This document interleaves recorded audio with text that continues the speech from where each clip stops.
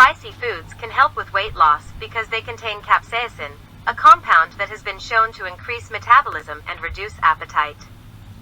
Here are some spicy foods that may help with weight loss.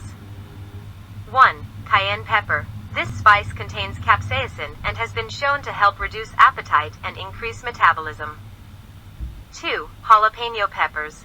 These peppers are low in calories and high in capsaicin, making them a great addition to meals for weight loss. 3. Ginger. This root contains gingerols, which can help with digestion and metabolism. 4. Cinnamon. This spice has been shown to help regulate blood sugar levels, which can help with weight loss. 5. Turmeric. This spice contains curcumin, which has been shown to have anti-inflammatory and antioxidant properties. 6. Horseradish. This root vegetable contains allyl isothiocyanate, which can help with metabolism and digestion. 7. Mustard.